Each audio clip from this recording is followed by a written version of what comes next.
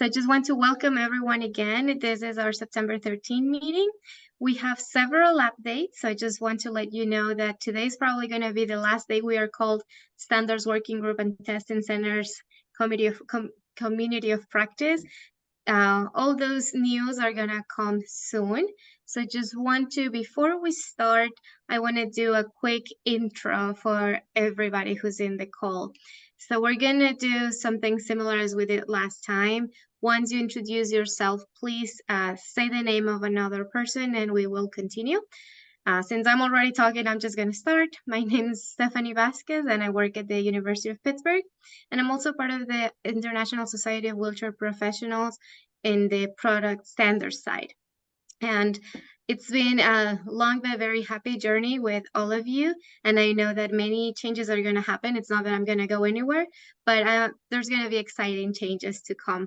And as part of what we have been working on are some things like the wiki that you're familiar with and other resources that are going to continue to come as part of the testing centers, including some of the presentations that we've had and that we're going to continue to have.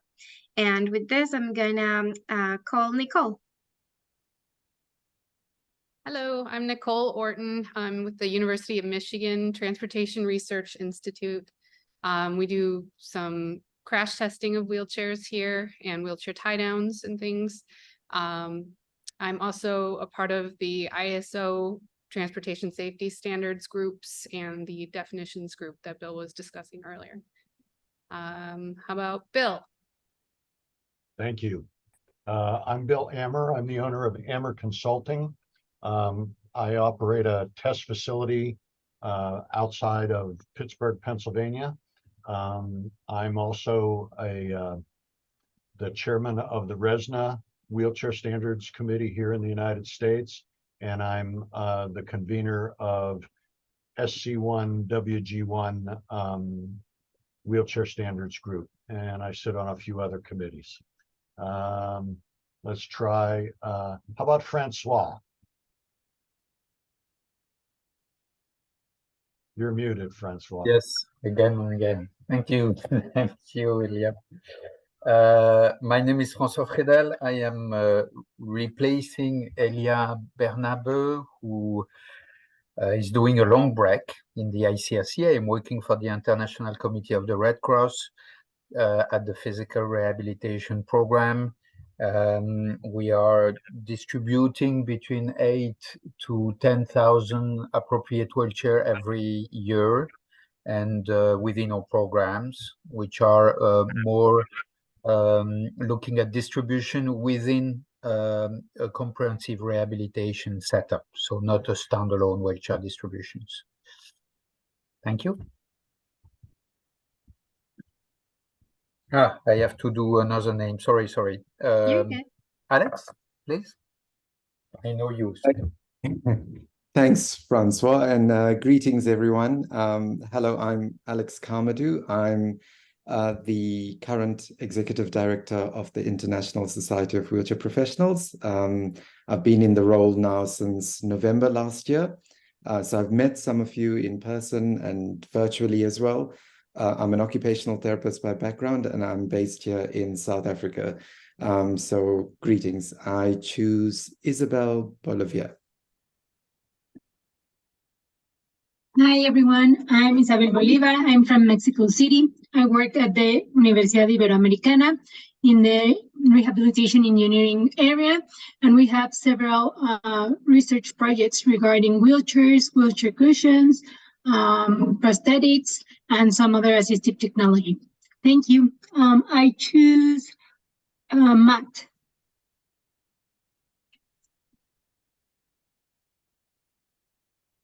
All right, got myself unmuted. My name's Matt McCambridge. I am currently not in the wheelchair industry other than this call, but I spent about 10 years working full-time as a designer and manufacturer of wheelchairs, principally with Whirlwind and with Handicap International in the Philippines. However, I had the chance to formally evaluate technology made by other manufacturers, and I got to know a lot of other groups shown particular was kind enough to let me shadow their therapist for a year and a half in South Africa, which anyway, I'm here mostly to try to provide institutional memory. Back in the day, we didn't have a group like this. A lot of it was just kind of verbally passed around. It's really exciting to see this stuff get professionalized and to get documented, and very happy to contribute any way I can.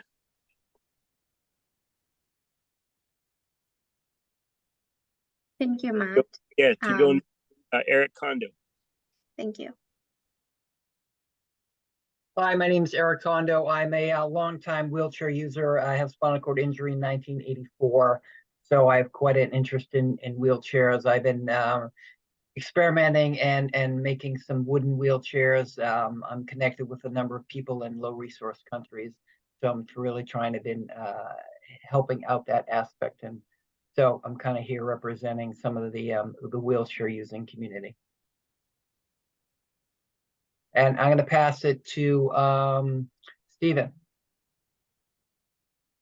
Hi, I'm Stephen Peters. I work for an independent test lab, Beneficial Designs, based out of Nevada in the United States. I've been working on the test lab supervisor at Beneficial Designs. I've been working on testing wheelchairs for about 15 years. We are an ISO 17025 accredited test lab as of the last year. And it's really interesting working with the standards group and seeing how people test all over the world.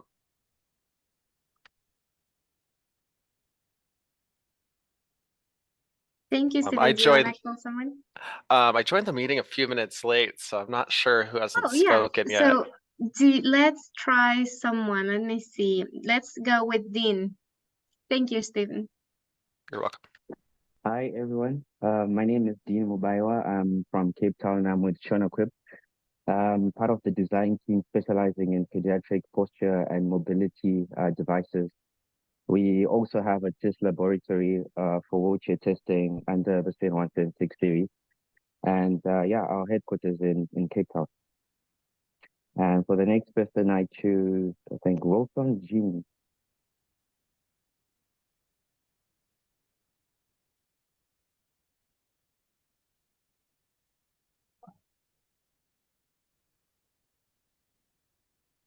Jim. Hello, Stephanie. Yeah, so I'm Jim Watson from Cranfield Impact Centre in the UK. So we perform wheelchair tests to ISO 7176 part 19 and numerous other types of research that we do into wheelchair testing.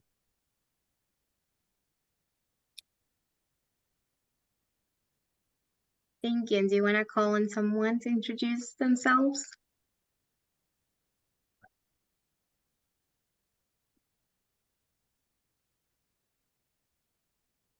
Think you are muted, just in case. I think, what about William then? Bill? Bill already introduced himself. Yeah. Yes. Alex? No. Alex also. Let's go with Keith here. Thank you, Jim. Yeah, I was trying to get myself off mute. I'm Keith Herr. I work for Free Wheelchair Mission. I think everyone knows what Free Wheelchair Mission does, but we provide mobility to those that need it in developing countries. So thanks. And I just joined, so my apologies. I don't know who else to call on. If you could help me, Stephanie. Yeah, sure. Let's go with Holly. Thank you, Keith. Hi, I'm Holly Wilson Jenny. I'm a PhD student at Pitt. My focus is on rolling resistance. I've been working on validating a test method and developing a clinical decision support tool for my PhD. And I pass it to, I'm not sure who hasn't gone yet, so. I'll help you then. Let's go with Peter Axelson.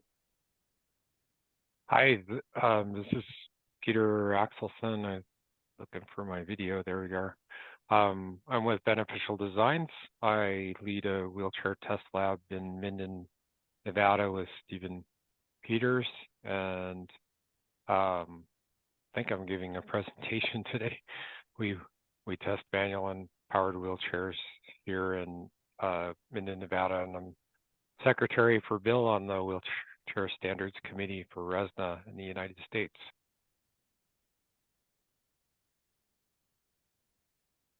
Thank you. And now let's go with Trisha. Trisha, do you want to introduce yourself?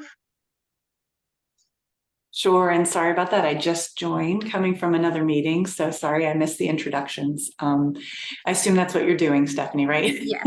Okay. So yeah, I've joined a couple of these meetings and see some familiar names, but I'm with the University of Pittsburgh, have a mechanical bioengineering background and work a lot in product evaluation and testing of mainly seating and wheel mobility products, other support surfaces for pressure injury prevention, and work along with Peter and Bill and others on national and international standards for wheelchairs and wheelchair seating. So nice to be here. Thank you, Trisha. Sadhana, do you want to introduce yourself? I know we have a presentation from you today, so please feel free to give us like a very short intro. Okay, definitely, sure. So hi, everyone. My name is Sadhana, and I am here to represent my company, Tactile Robotics. And I think I will introduce when I will do my presentation. Thank you. Let me double check if I'm missing someone. Maybe Yasser? Yes. Hello, everyone. My name is Yasser. I'm with Tactile Robotics as well. We have a sensory system called iMotus that Sadhana is going to talk about today. Awesome. Thank you very much. If I am missing anyone, please jump in. I'm just looking through the list of participants and I have the feeling we are good to go. But if at any point you find someone else, please let me know.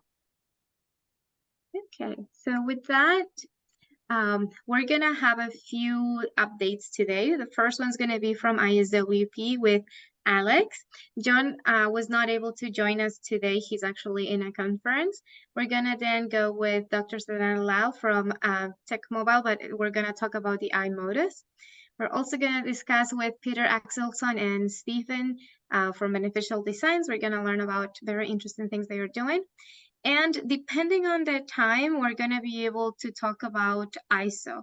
Kara Copeland was not able to join us today. She actually just rode 100 miles for MS, and she's actually traveling today, so she was not able to join us. And if we have enough time, we're going to be able to go through her presentation. I have her slides and some of the comments that she shared with us, and we're going to wrap it up with some group updates. So with that being said, I'm just gonna let Alex jump in. Super. Thank you, Stephanie. As I mentioned earlier, I'm fairly new to the entity, but each time I've joined this call or this meeting, I'm blown away by the diversity and the representation across the sector that we have amongst this group of people. So I thank you for your time and your just want to appreciate everybody's effort for contributing to this group. At the same time,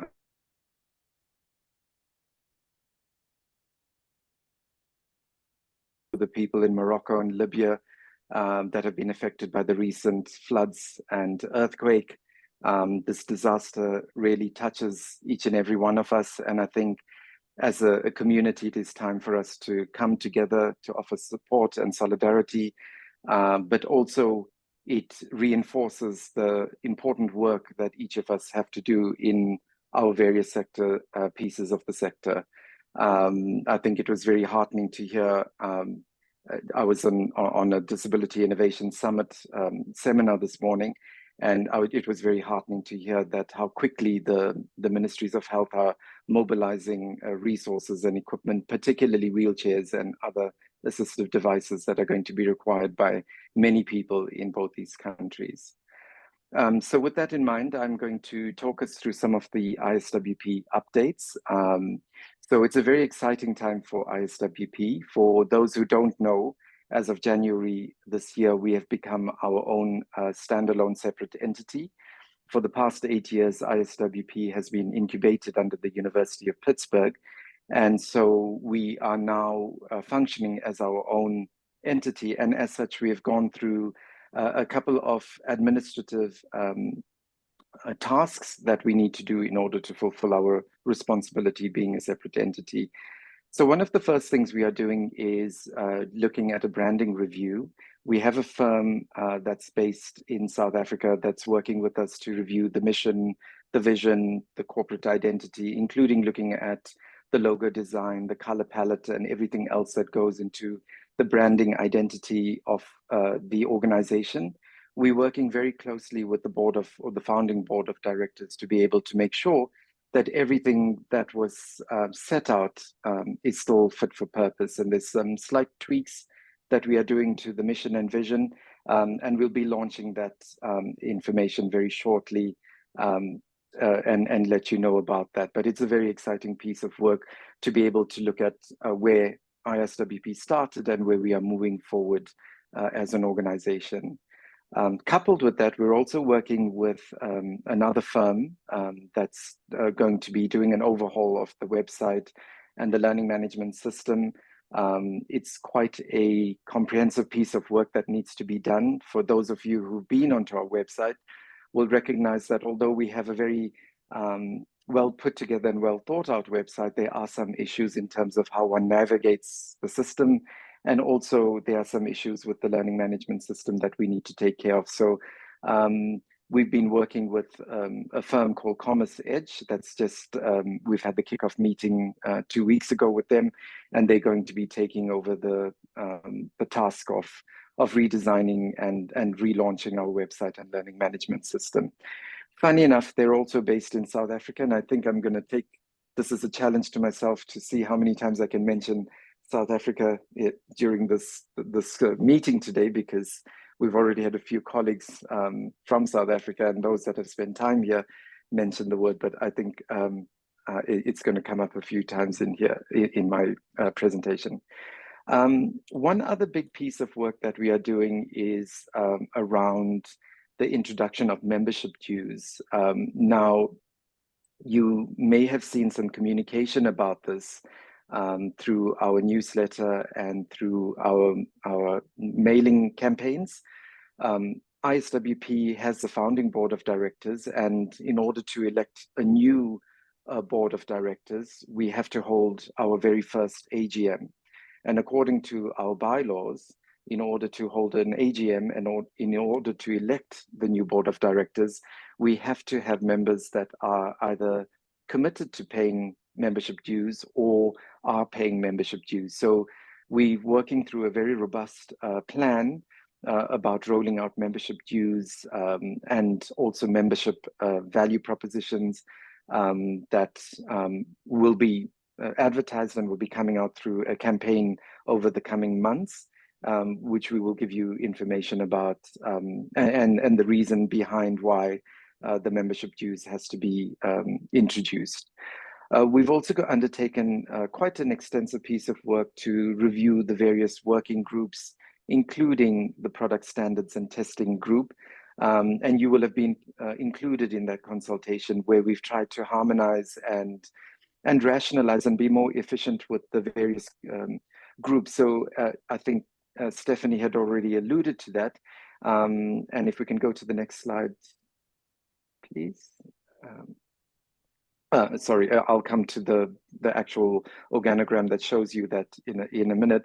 But yeah, there we go. So basically, this is how the organization is going to be structured as we move forward. So we're going to have our founding board of directors that will now become an established or the new board of directors. And then we will have these 7 committees made up of 5 standing committees and 2 ad hoc committees. The executive committee is basically the committee that will help operationally manage the organization that sits separate to the board of directors, but is made up of a few members, but other members outside of the directorship. We also will have a finance and audit committee that will provide diligence around expenditure and financial controls.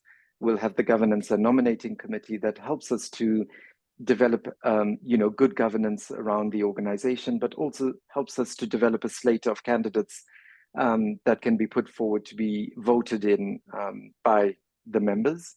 The Certification and Recognition Committee will take care of all the certification that we take care of with regards to the basic training, the intermediate, and also any certification of the training that people approach ISWP for. And obviously, our product standards and testing centers working group will now be called the Product Quality and Reliability Committee.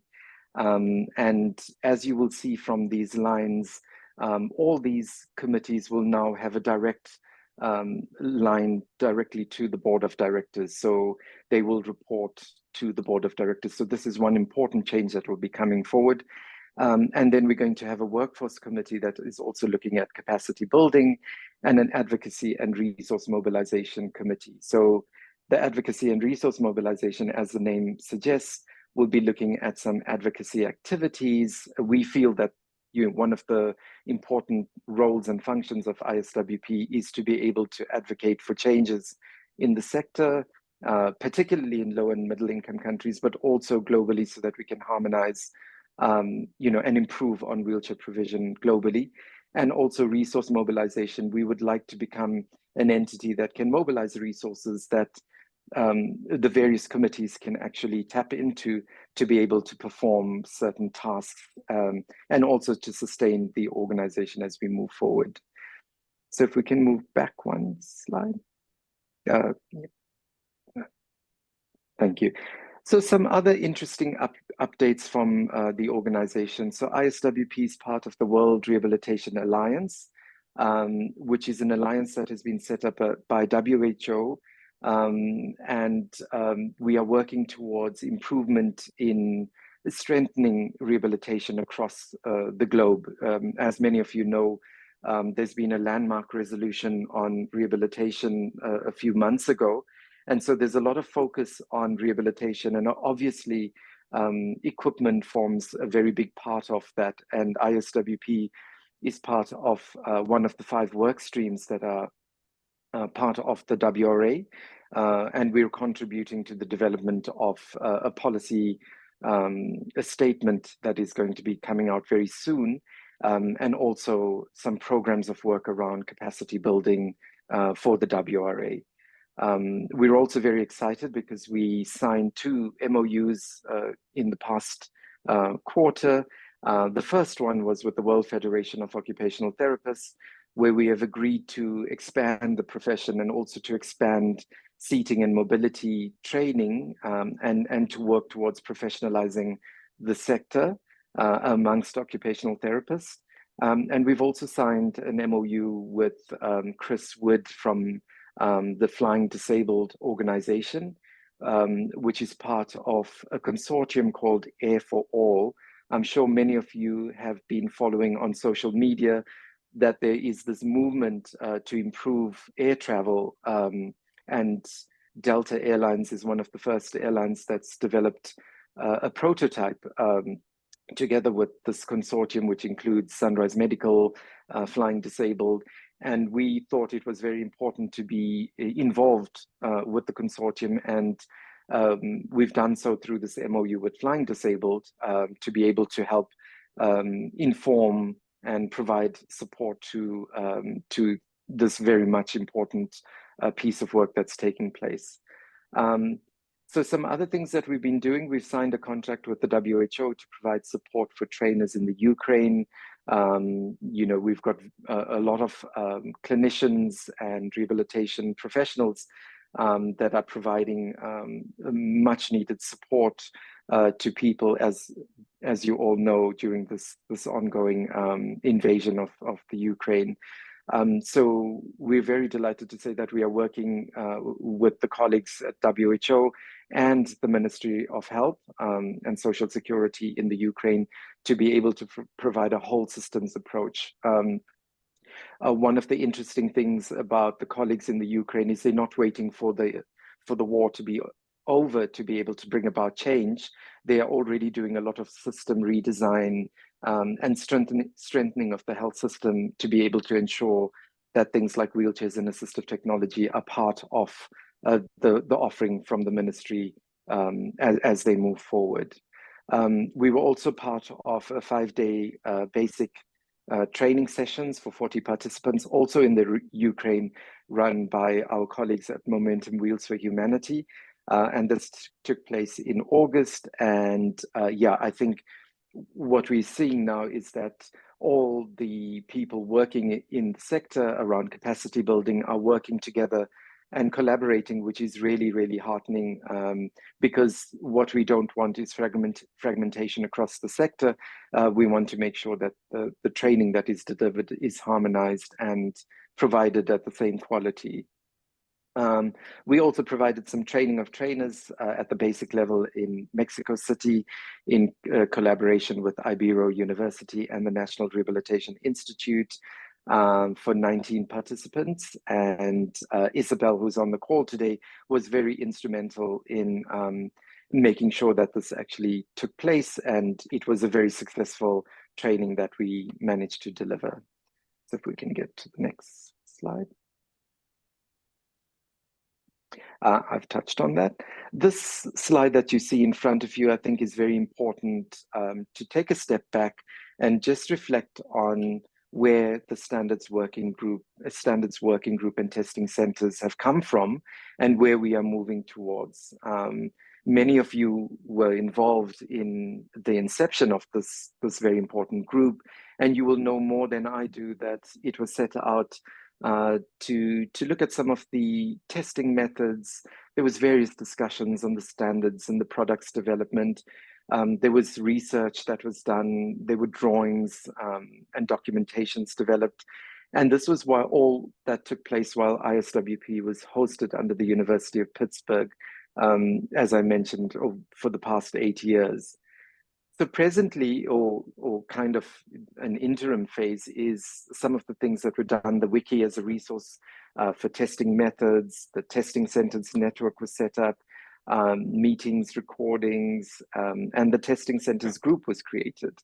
But one of the significant things that happened was that the standards working group and the testing centers were merged. And so now we have this testing standards working group and testing centers, which is quite a wordy name for the group. But, you know, as we move forward, we are now moving into renaming this group to be called the Product Quality and Reliability Committee. Obviously, there were some discussions on testing methods, on products development, and how we might, you know, get more representation and exposure from various countries. And as I mentioned earlier in my presentation, from the 1st of January, ISWP became its own separate entity. Nothing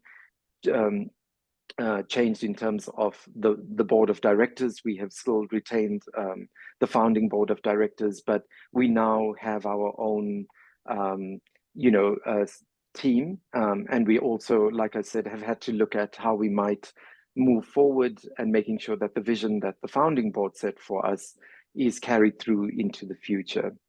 And so as we look forward, you know, there are new opportunities that are going to be for all the committees that I've given you an overview for. Each and every one of you will have an opportunity to join some of the other committees and also take, you know, substantive roles in these committees.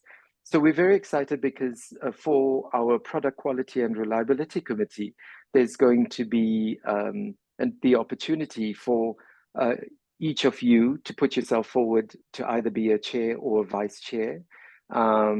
This is going to be a standing committee, and we are currently working on terms of reference, but also on roles and responsibilities of the chair and the vice chair. It is going to be a significant, you know, commitment. So we thought it would be very important to introduce or orientate you to the change first and foremost, that this committee is now going to have a change of name. But we thought it would be fitting for us to come up with roles and responsibilities, and also, you know, give you a bit of information about the commitment and the level of commitment that one is going to be required to put in for the chair and the vice chair role. Also, as part of the terms of reference, each and every one of you as members, we want to make sure that you have, some sort of background as to what we expect from you, but also what your expectation from ISWP is going to be. And this will be all detailed in the terms of reference, which we will then, put forward. And what we thought was that for the next meeting in December, we will have an opportunity to have a Q&A session, but prior to that, we will circulate the terms of reference and the roles and responsibilities for the chair and the vice chair. And then we will give you the opportunity to nominate or put yourself forward for these roles. And then we'll go into a voting session for that. I think what becomes very clear for me as the executive director is that we would very much like the committees to self-regulate. We don't want to be the ones that kind of dictate to you what the groups or the committees should and shouldn't be doing. There are some across the board themes that are emerging, and we would like to get more diversity and more representation from low and middle income countries in the committees moving forward. But I think we would very much like committee members to be involved in what this committee will be focused on. And I think there have been some suggestions around maintenance and technical training to low and middle income countries, ISO and local standards, but very much this committee will be focused on product quality and reliability. So still doing what you've been doing all in the past, but building on that. I have come to the end of my part of the presentation, but I'll pause here and maybe open for any questions or comments from the floor. Thanks.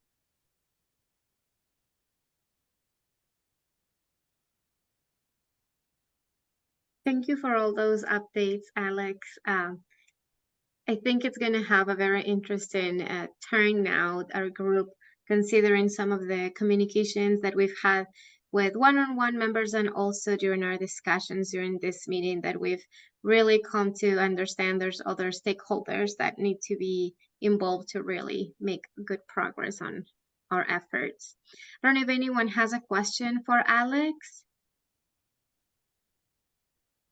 Okay, not for now, but I'm sure that maybe next meeting you're going to have some questions there. So I think now we can continue with the quick update. December 13th, I'm going to be sending a new link now with the product quality and reliability meeting as part of its name. So I'm just going to kindly ask you to please remove that from your calendar, whatever you have for the ISWP Standards Working Group meeting, so that we can have a fresh link moving forward. And from now on, I know that it's our turn to listen to Sadhana's presentation. So I'm just going to stop sharing my screen, and Sadhana, feel free to share yours. Sure, thank you so much. And I'm going to share my screen.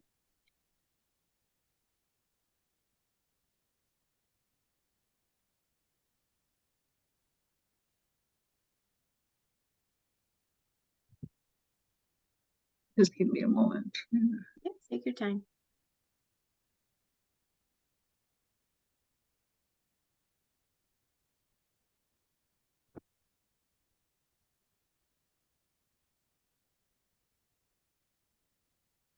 Can you see? Yeah, we can. Okay, so hi everyone. I am just going to talk about today a kind of sensor developed in our company, Tactile Robotics. As I mentioned, my name is Sadhana, and I'm working at Tactile Robotics as the Director of Outreach and Engagement. So we are based in Canada.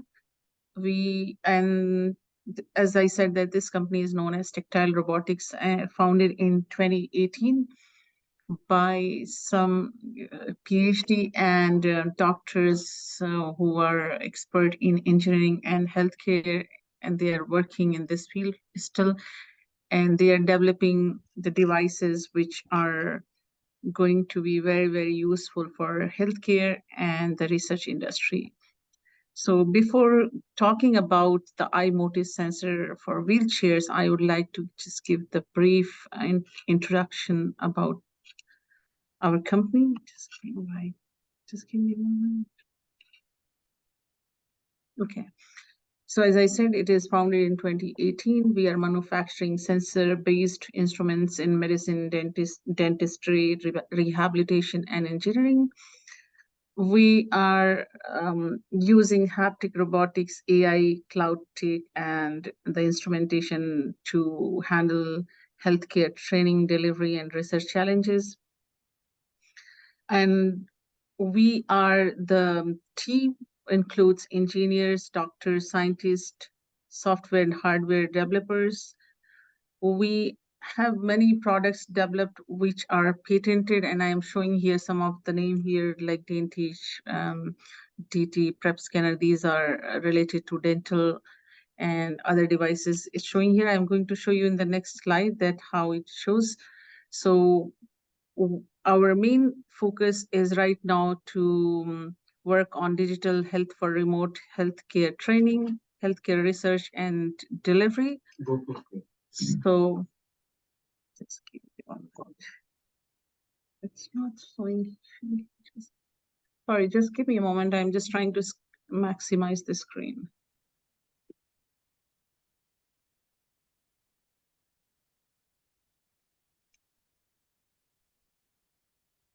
Okay. So our main focus is to manufacture the devices for healthcare training, healthcare research, and healthcare delivery. And under the healthcare delivery, you can see here that there is a sensors for wheelchair, which is known as iMotus. So what is the motive behind when we started working on these sensors? Because there are many issues like, real-time monitoring and recording for the wheelchair when users are using. So it's very hard to monitor their posture and positioning. Also, when we want to try to record and monitoring, then it's really hard to, record monitoring of changes in acceleration or jerk indices. There is no access, or maybe the limited access of the history of the movement patterns. Also, whatever the information was collected is very hard to share with the doctors. There are many challenges when we were working indoor or outdoor. The connectivity is also one of the main reason when users are using a wheelchair. So we have decided to develop a kind of sensor which can be utilized on the wheelchair, and we can resolve these issues. And in this order, we manufacture different kind of sensors. It's called standard edition and wheelchair edition. Both sensors are wireless. We can use it, and easily we can mount it on any objects.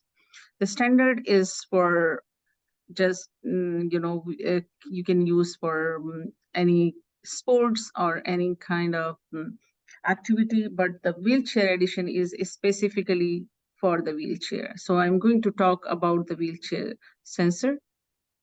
It can be fit on any kind of wheelchair on the right and left wheel. We can record the real-time data analysis and plot when we are using the wheelchair or any mobile vehicle. It can analyze and read the data by connecting through our custom software. Software provides real-time data interpretation, and it has an advanced statistical analysis tool for the sensor data, and it's very user-friendly. We can smoothly fix on any kind of wheelchair, and it's provide you the trouble-free testing. So the main feature of this sensor is we can configure multiple sensors at the same time, like right and left wheels, and then we can monitor results in real time for the both sensor at the same time. We can export the data in CSV or Excel format. Data can be transferred wirelessly and the software has the advanced statistical analysis tools, so we can use the data for any kind of future usage, and data can be stored for longer time for future use. So the solution with this sensor is like, this sensor has no limitations. You can use any kind of wheelchairs. And the software connected with these sensors is can be downloaded from Microsoft Google Play or App Store freely. This software calibrates sensors automatically, and we can monitor and view the performance online and offline both. And also we can see the visual representation of multiple KPIs at the same time. So what kind of KPIs we can measure? By this sensor, we can measure angular displacement and linear displacement and velocity, axial angular displacement and velocity. Also, we can record the task completion time, which is used by the user. We can also record total duration of inactivity and activity of the usage of wheelchair. We can also measure smoothness of motion by calculating the jerk index. So there are different applications. We can use this sensor for, healthcare or robotics or sports or virtual reality or maybe automotive. Anywhere this sensor can work, and we can measure different kind of KPIs, whatever we want to measure. So the software associated with the sensors is easily downloaded from as I mentioned, that Microsoft Store or Google Play or App Store. It's easy to set up on the computer. You can download and install the app, and then you can attach the sensor on the wheelchair, and then you can start the experiment by using the software, and there is an option you can stop and export all the data for your analysis. The sensor is connected to the software via Bluetooth connection, so it's very easy to work indoor or outdoor very easily. Here, the right side screen is showing the data recording on the computer, but the good part of this sensor is you can also use your iPad or iPhone or Android phone. You can download software and you can work on this sensor. So I'm going to play one video here to give you a little bit real feel for the sensors. Just give me a moment here.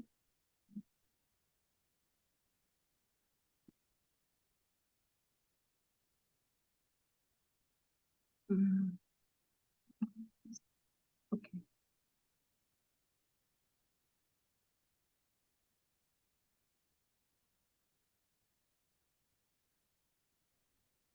Sadhana, I think you need to stop sharing and share with the voice. The voice is missing. I can hear the voice. Yeah, you Yes, can, but usually we can. You Okay. need to stop sharing. Okay, just give me a moment. Hi, Stephanie. I'm stopping the sharing screen, and then Yasser is going to share the screen for the video. No, you share, but just check mark the voice when you share. you can click the share sound. It's going to be at the bottom left corner before you click share at the end. Okay, just give me a moment. Yeah.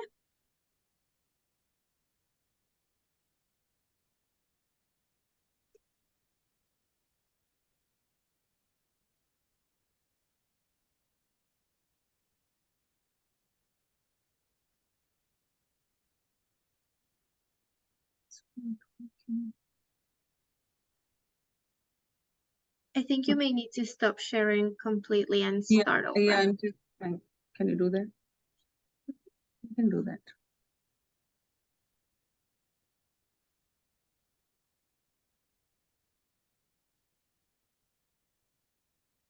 Okay, I can see here.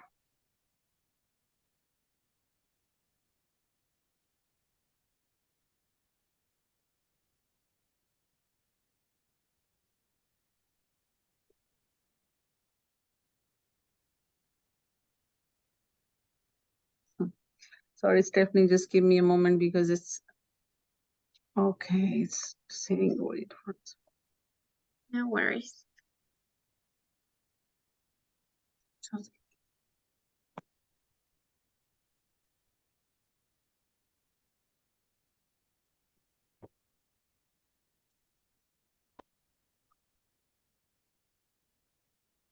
Stephanie, do you mind if it's asking to close the program? What program is it asking you to close? Okay.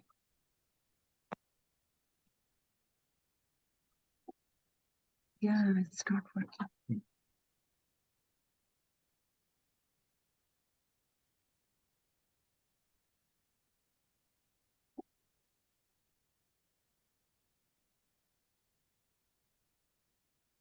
Well, we're gonna wait for a little bit. Okay. In the meantime, it's done. Just it's good? Okay. Yeah. Okay.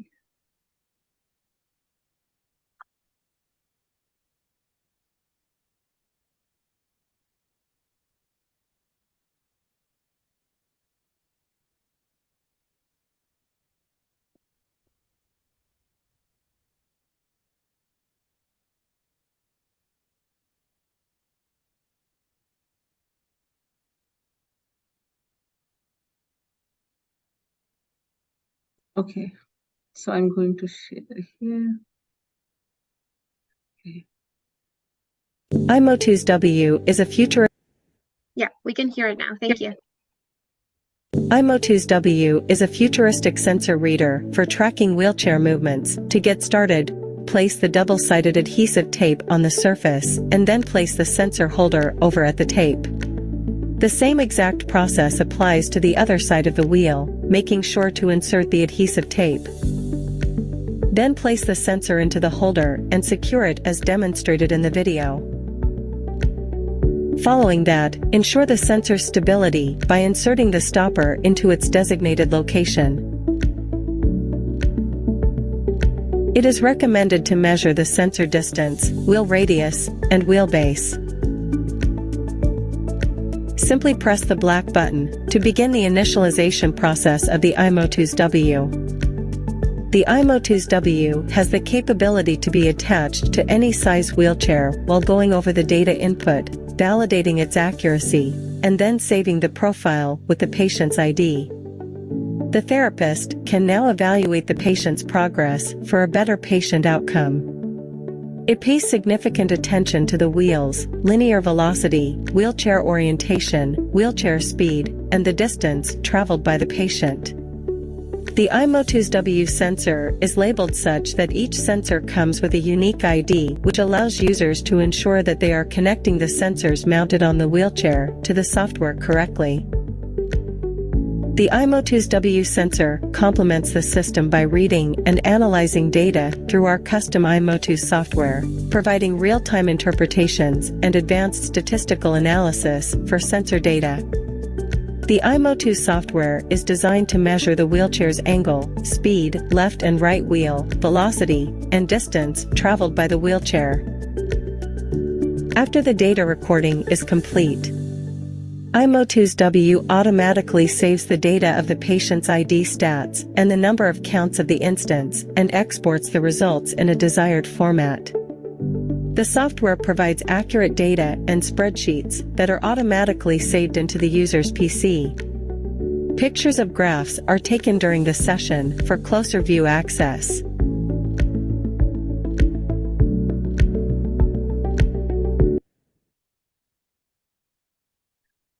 Thank you so much. So this is the small video we are trying to show how the iMotus sensor works.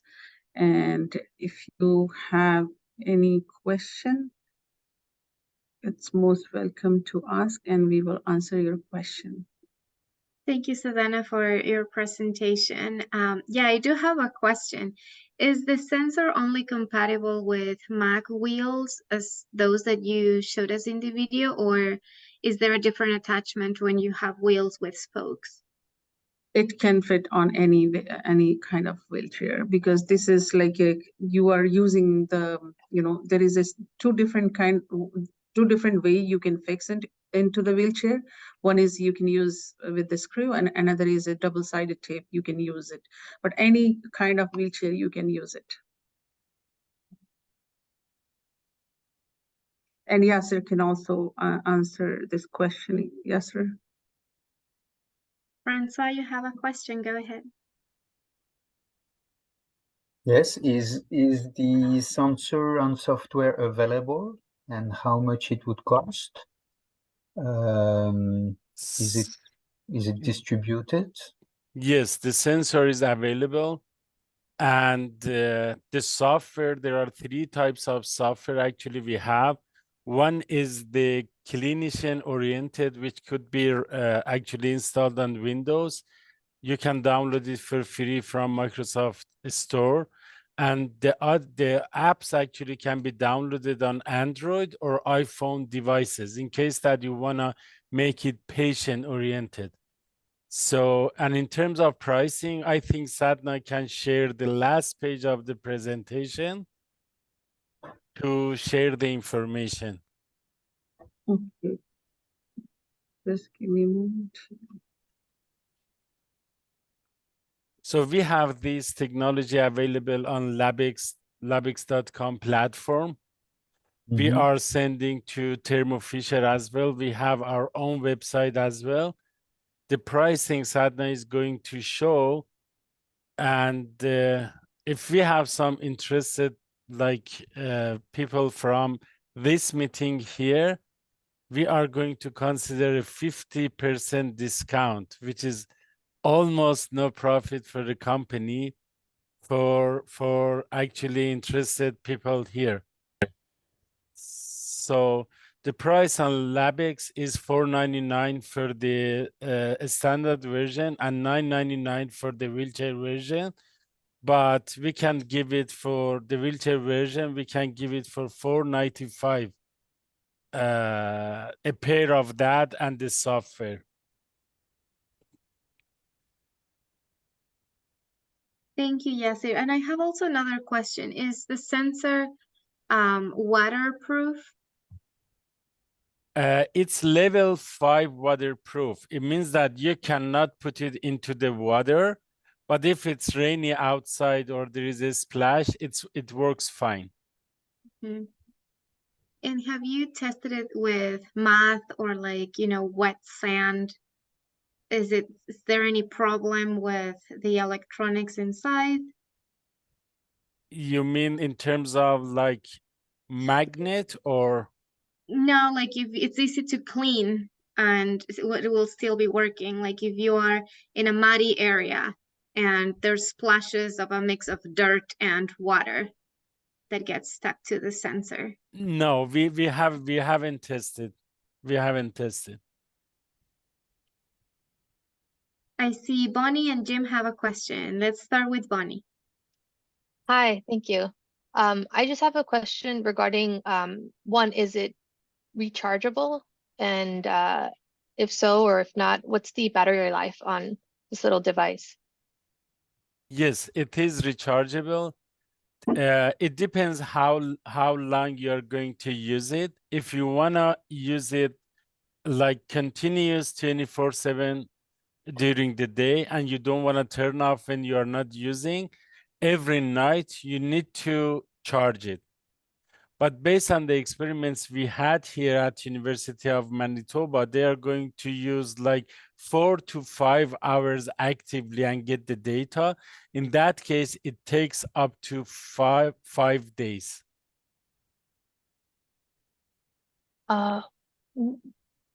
It lasts 4 to 5 hours if in constant use, and then 24 hours constant use. It means that cell phone, every night we need to charge it.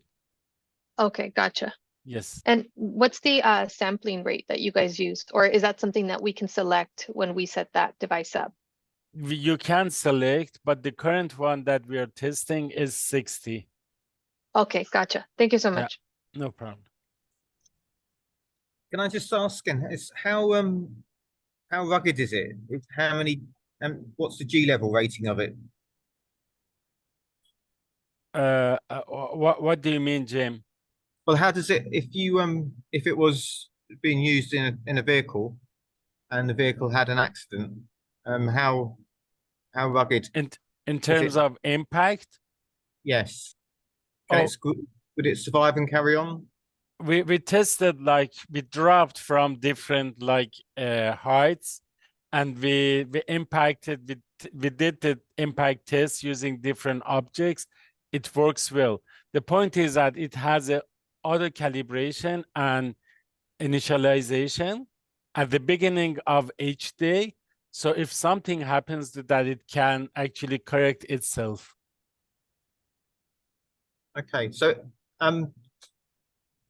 so when it's attached, then it's only as strong as the double-sided tape, then. For one type, yes. Yeah, for that wheelchair type, you can't bolt it down to anything, can you? You can. You know there is a stationary part that you stick on the wheel, and there is the sensor itself. It is you can separate that from the base. So when you want to charge it, you just take it out, charge it, and put it back. Yeah, okay. So that is stationary base. If the good thing about this technology is that as a researcher, for example, you may want to switch from one patient to another patient, one wheelchair to another wheelchair. You can tell us, you know what, I have 5 patients, but I need a pair of that. So for the bases, we can send 5 bases for you. You just attach the bases on those 5 wheelchairs, and you can switch the sensor from one wheelchair to another wheelchair. Okay. And is it recording linear as well as rotary motion? Yes. We Yes, calculate, we measure the angular displacement velocity, and we use some equations to convert it to the wheelchair linear displacements and linear velocity.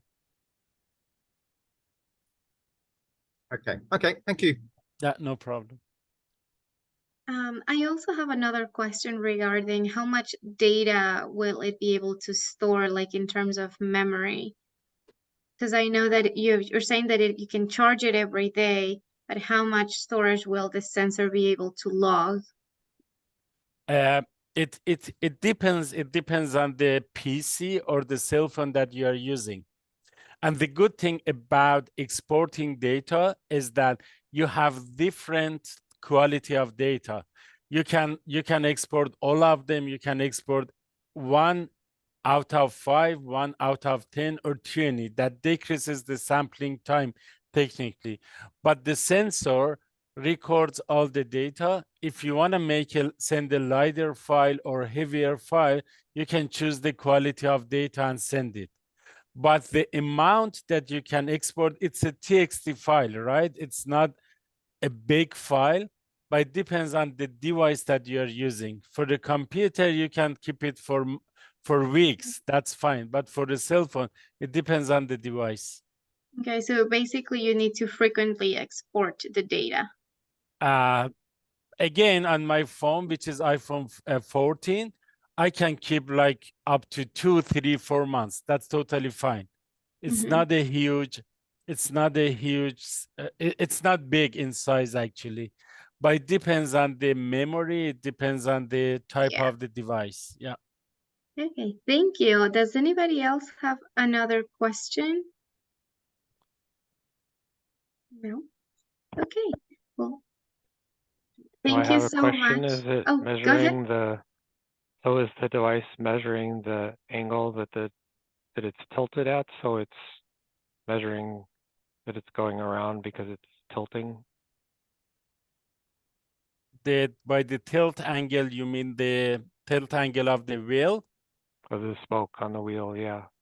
Yeah, for the tilt wheels, actually, we are measuring the Euler angles, which is 3 different angles. And one of them is used to calculate the amount of the tilt. And we incorporate that angle into our calculations. Thank you. No problem. And is it communicating by Bluetooth, or how is it communicating? It's Bluetooth. That's a good thing. So if you want to test it outdoor or in remote areas in which there is no good connection or internet, you can use it.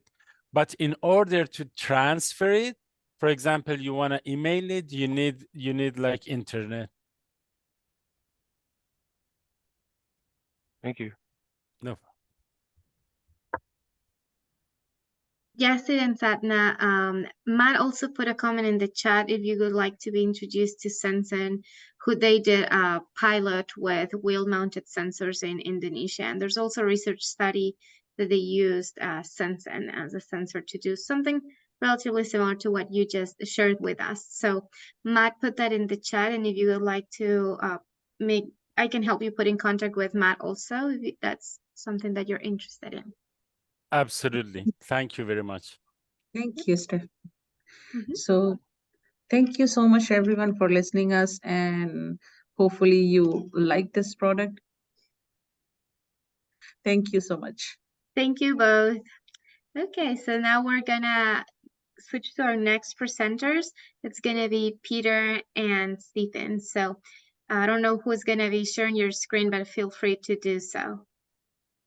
Okay, and how much time did you have for Stephanie? We how have much time do you want me to? 15 to 20 minutes max. I don't think we're gonna be able to do the ISO comments. That's okay. We're gonna do that on our next meeting. Which ISO comments? At the end, it's gonna be something that Kara shared with us. So if we have time, we can go with that, but if not, it's okay because Kara also was not able to join us today. So feel free to do 15, 20-minute presentation today. We're still gonna be on time before the end of the meeting. Okay.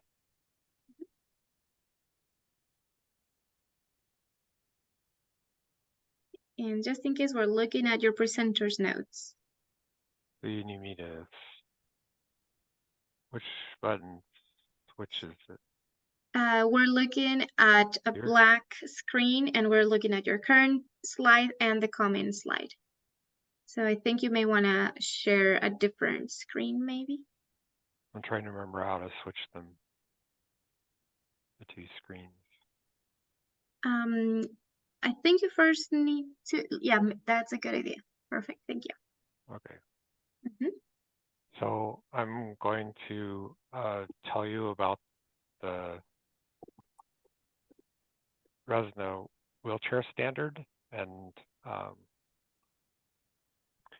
the work that Stephen did was, so we did some testing in our lab looking at how to cause damage to wheelchairs to air travel and some ways of possibly preventing it.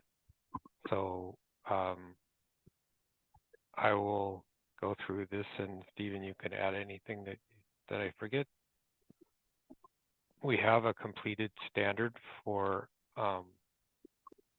test methods related to air travel. We have one section of the 4 completed. These are the 4 sections in the standard. One is the vocabulary and terms. 2 is the instructions for preparing for air travel. 3 is the handling procedures for powered mobility device to be handled and transported in commercial air travel. And 4 is the design requirements for mobility device designed for air travel. So I'll explain first that we had 3 main user groups involved in the standard: the disability organizations, which are all listed here. I have been participating. The Christopher Reeves Muscular Dystrophy, Independent Living Centers, Disability Rights Network, Spinal Association, Paralyzed Veterans of America, and then we have some specific users with disabilities and organizations, RESNA, and specific people that have expertise in disability. Then we have the air carriers themselves, which are the airlines, some larger airlines and some smaller ones that have been participating, and as well as the main Airlines for America organization that participates in the International Air Transport Association. So we also have wheelchair manufacturers and wheelchair experts that have participated. The federal agencies that are part of this include the Food and Drug Administration, the VA, the Department of Transportation, and the U.S. Access Board. So the idea is to look at all different types of wheelchairs. We included consideration for wheelchairs that fold, complex seating wheelchairs that do not fold, manual wheelchairs with power assist devices, power assist wheels, powered wheelchairs that are driven with a joystick typically, scooters that are typically controlled by a tiller with single drive motor. And section 1, the plan is that that will include the scope and the references and the terms and definitions related to wheelchairs. We're going to finish that part last. And then the section 2 will be information like travel booking, pre-airport preparation, arrival at the airport, the ticket counter check-in, and the activity that takes place at the departure gate. Section 3 is the part that's being balloted right now. It's currently out for ballot, and we're waiting for the rest of the ballots to be submitted. We have greater than 50% participation in the balloting, and we have approvals on this round of the balloting. So our plan is that once we get all of the comments in for everybody, we'll make editorial changes and publish section 3 after we get the editing completed.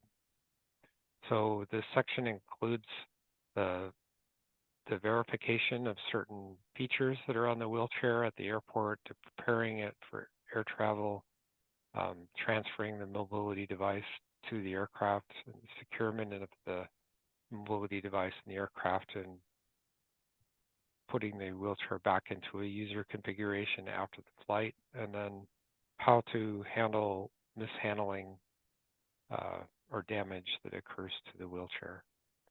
So just giving you a visual sense here, the height of the wheelchair is really important because on 737 aircraft, the maximum height that's available to maneuver a wheelchair in is only 33 inches because the door of the aircraft swings in, and you can see the clearance that exists there and why a powered wheelchair would not fit in its typical upright position. So the first step in preparing for air travel is to reduce the height, and so it's verifying what that maximum height can be reduced to. The battery type and weight of the wheelchair is verified. It's got a sealed, non-spillable battery, and the weight of the chair. So preparing the wheelchair for aircraft, this is showing the seating system in a tilted and reclined position. This is a problem because if a wheelchair has to be laid on its side, this is a typical procedure that has to occur to put a powered wheelchair into an aircraft presently if it's not possible to reduce the height. So it's important to think about how the wheelchair has to, what the process it has to go through. As it's brought to the aircraft, it goes from the jetway up to the terminal, step 2 there, over into the terminal, from the terminal to an elevator, down to the tarmac level, outside, and then to the aircraft. Then the wheelchair has to get up onto the belt loader, up the belt loader, and then into the aircraft cargo area itself. So it's just showing you visually the sort of what's currently done for getting powered wheelchairs, which have to use an elevator of some kind to get the aircraft. The manual wheelchairs typically just get carried down some steps at the jetway. So there's some lift devices that are being used to get wheelchairs up to the belt loader, various types of mechanically, electrically operated types of lifts. There's securement of the mobility device in the aircraft itself using WC19 attachment points for wheelchairs approved for transport, and then there's just cargo slings wrapped around different parts of the wheelchair. Then preparing the wheelchair back into its driving configuration is putting it back into the upright position and reattaching the accessories like the headrest and joystick that you see are missing on the left photograph there. So once, if there is damage that occurs to the wheelchair, in this case, the left picture there, the arm support is damaged, and in the middle image, the seating system has been destroyed, and the right image, the drive wheel has been broken off the wheelchair. So Section 4 of the standard is already completed and published. It contains design specifications for a wheelchair that's designed for air travel, for both manual wheelchairs and powered wheelchairs. There's also some labeling guidelines and an air travel configuration card. So the AT1 standard requires for the wheelchair that's designed for air travel that it does reduce in the height for storage, and that components can be removed for air travel, and it can be strapped or latched into a folded position. For manual wheelchairs, the Air Carrier Access Act in the United States requires that air carriers provide a priority space in the cabin to store a wheelchair that has to be certain dimensions without having to remove the wheels or otherwise disassemble the chair. So this is a typical closet at the entry of an aircraft that contains a place to put the wheelchair inside of when it's been folded. So a scissor cross frame type folding wheelchair obviously could fit into that space. Rigid frame wheelchairs where the wheels quick release and the back support folds down will provide a way to store that type of chair. This is something that that's recommended, is that there's some kind of latch mechanism to hold it in a folded position. This is showing a strap with elastic in it that I use to hold my manual wheelchair folded during the air travel to prevent it from being damaged. And then this is the air travel configuration card. It communicates essential information for air carrier staff for the handling of the mobility device. It's highly recommended for existing powered wheelchairs. Just looking at the card, there's information about the traveler, their cell phone number in case there's questions, the fact that this chair is indicated as being in compliance with the AT1 standard in the top right corner with that symbol there. There's the information about the batteries and the weight of the wheelchair, that it's got a non-spillable battery that weighs 150 kilograms in this case. And then the accessories that the user might add to the chair, they can indicate those on the card as well. There's the steps for preparing the wheelchair for air travel, and there's the images showing how the height of the wheelchair gets reduced and what height it can reduce to. In this case, it's 23.7 inches, just over 600 millimeters. And then on the back side of the card, it shows where the battery isolation switch is, the drive disengagement mechanisms, the manual lifting points, and the chair securement locations.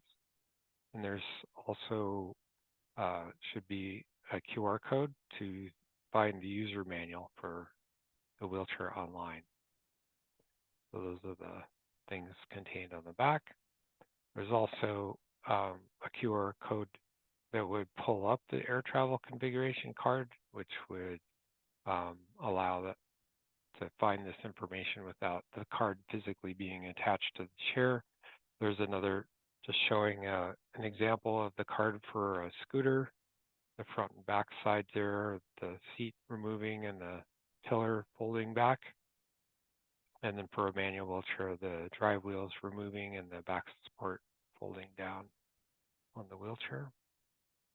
So just looking at what this would look like, here's the symbol indicated on a powered wheelchair showing the weight. Here are the lifting point symbols showing where the base on this chair could be lifted. This mechanical, physical lifting is sometimes has to occur, requires 4 strong people to lift the wheelchair up onto the belt loader this way. It's obviously not as desirable as lifting with a mechanical lift. Then the wheelchair can proceed up into the aircraft. In this case, you can see the back support is folded down and the joystick is still on the wheelchair there. So there's a scooter in its folded configuration that's rolling off of a lift platform onto the belt loader. This is showing the chair then being secured in the aircraft using the WC-19 securement points. This is typically only done with a couple of straps in the cargo hold. This would just be using a strap with a ratchet or a attachment hook on it. So the securement points are also shown in the standard for typical wheelchairs if they're not indicated on the chair, where you would try to secure a scooter in this case, where you would try to secure a manual wheelchair to keep it from flying around in the chair or flying around in the aircraft. This is the information that's provided for air travel. It's the length, width, and height that the chair can reduce to, its weight unoccupied, and that it's got a non-spoolable battery.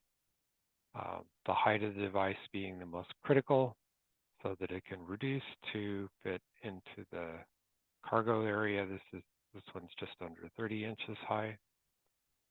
And the weight, of course, is giving an indication of what type of lift mechanism is going to be used to load it.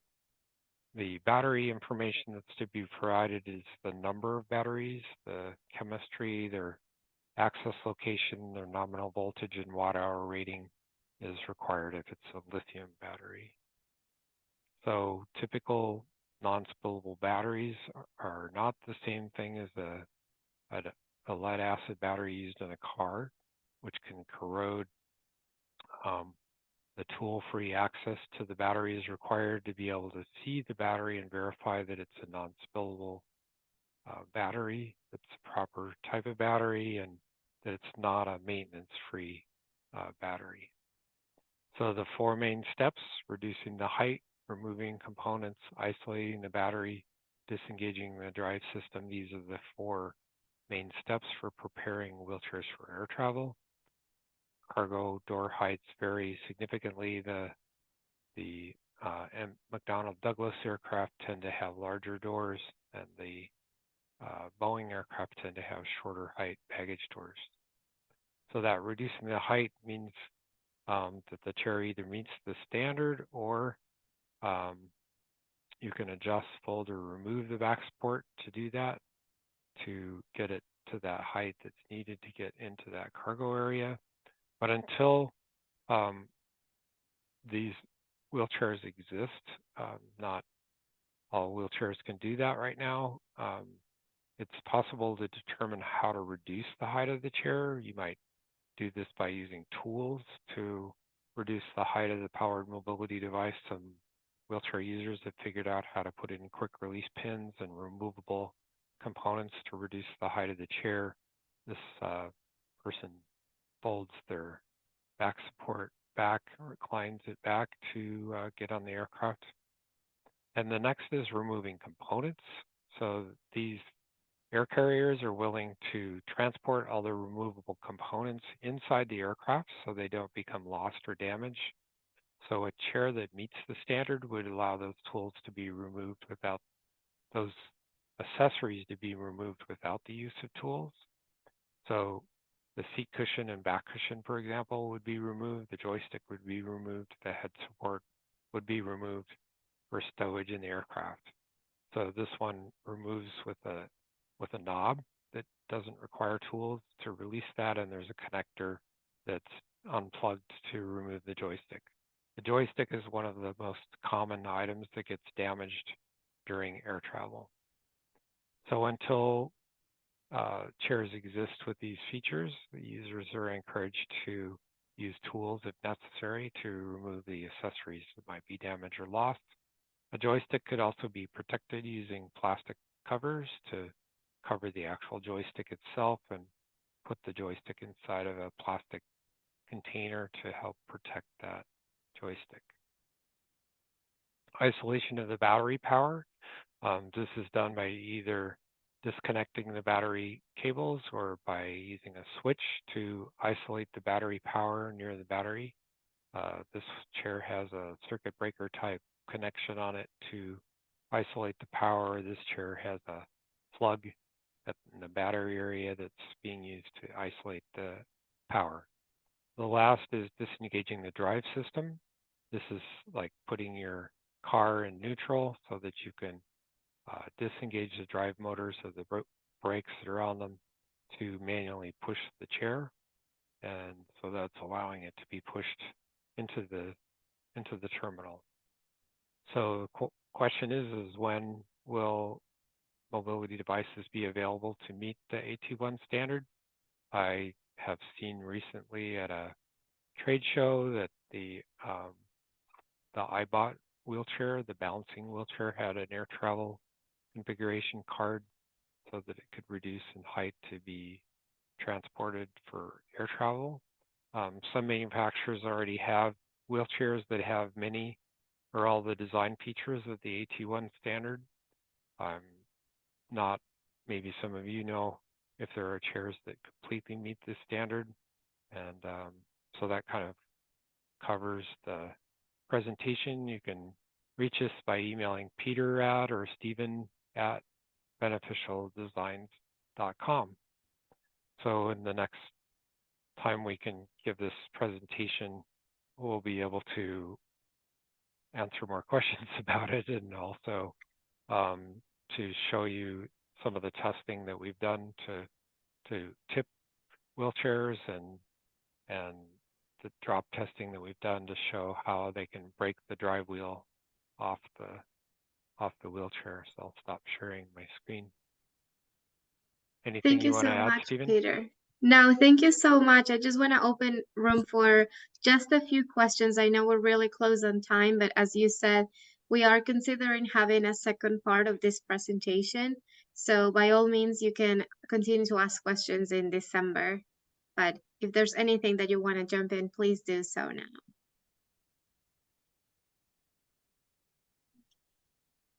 Well, I think everyone's shy right now, but I really appreciate your presentation.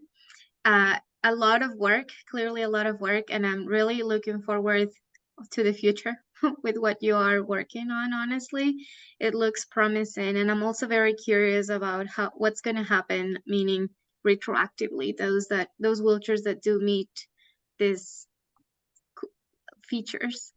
How is so this we're gonna? looking at trying to figure out how to make air travel configuration cards available. Section 15 of the information disclosure related to wheelchair testing in the United States, that Section 15 is going through balloting right now as well to require all wheelchairs to be sold with air travel information cards. That would be wheelchairs that meet the AT1 standard and wheelchairs that did not meet the AT1 standard. Existing models will have to be sold with a air travel information card that will be provided. So that means models that are, any model that's being sold now, even though it may not meet all those requirements, that air travel card will be sold with the wheelchair, and there will be labels provided that can be put on the wheelchair to show those lifting points and drive disconnection points or battery isolation points or those accessories that move. And so that's something that was strongly requested by the Department of Transportation's Air Travel Advisory Committee and the Food and Drug Administration. So we are revising Section 15 to include those requirements, so the other parts of the world might be interested in seeing that when we get that completed. And there's also a committee met at the to review the technical feasibility of transporting wheelchairs inside the aircraft. So that's the National Academy of Science published that technical feasibility report, and Rory Cooper and I were the two manual wheelchair users. There was a powered wheelchair user on the committee as well. And so the technical feasibility has been demonstrated in this report, and that's available at the National Academy of Science report on the technical feasibility of having a wheelchair drive right into the aircraft and securing it just like you would do on a bus. Yeah, that's awesome. Well, thank you so much again. I know that Francois is asking if you would be okay with sharing your presentation. Yep. Awesome. Okay, so I don't know if it's best if you want to share with me. I can put it on the website, so Francois, I can also send you the link once that is all ready. And whenever everything is set up for uploading this to YouTube, this is going to be ready on our website also under meeting recordings. And again, thank you everyone for presenting this, and we're gonna see each other again in December, on December 13th. Very close to Christmas then. Bye. Take care. care. Bye. Bye.